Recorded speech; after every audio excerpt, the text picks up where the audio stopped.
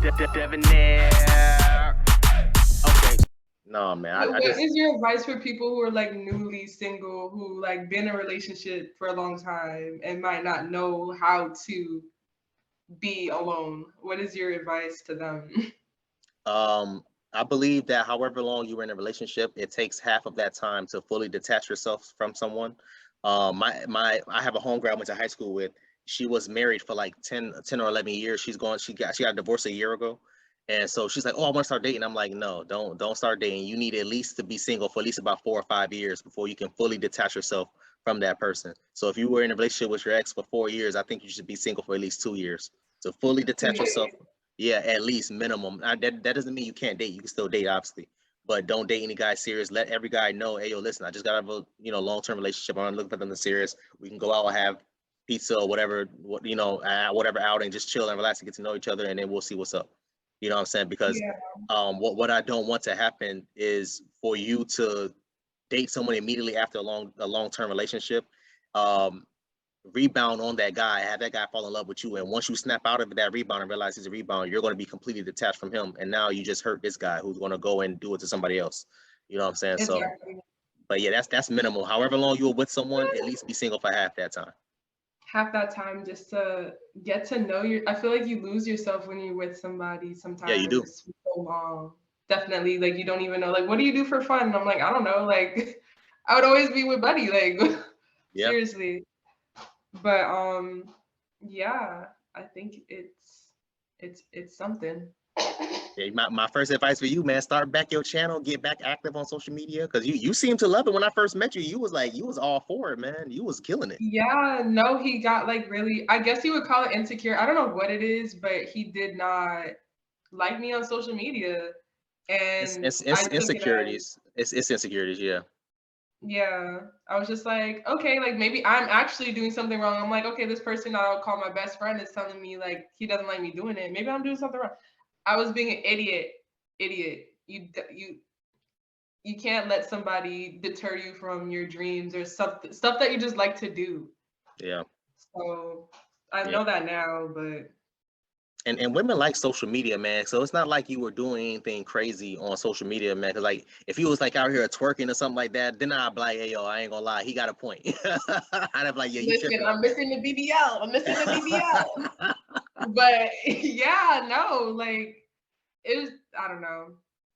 And I think a lot of women face that too, because nowadays, since we do have social media, you have access to everyone anywhere. Yeah. So I guess maybe dudes, correct me if I'm wrong, might think it's like a field of men just sitting there waiting to take their girl, and that's not the case.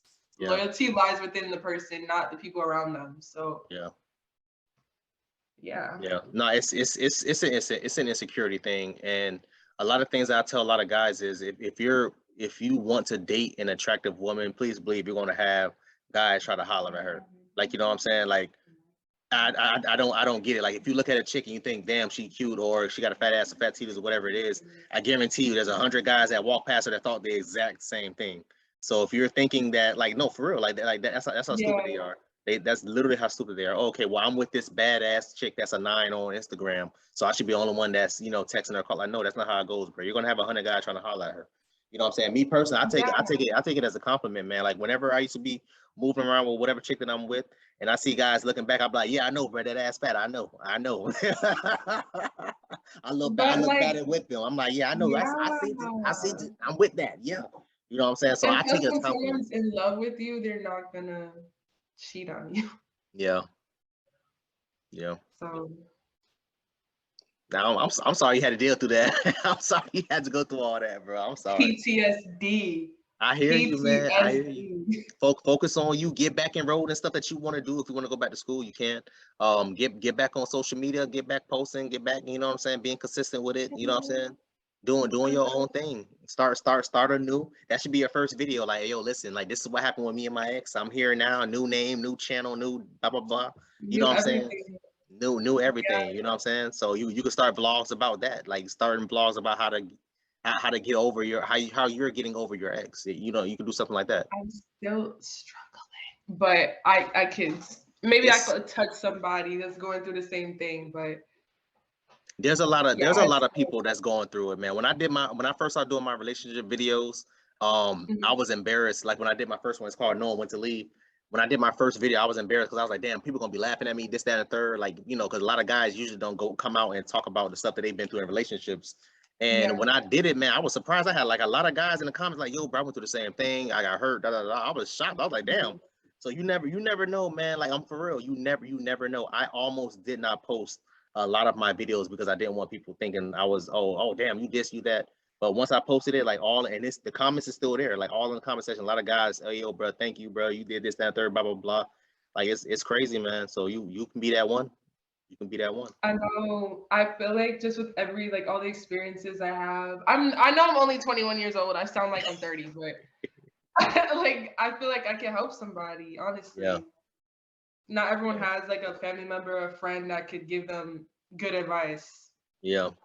So I want to definitely do that.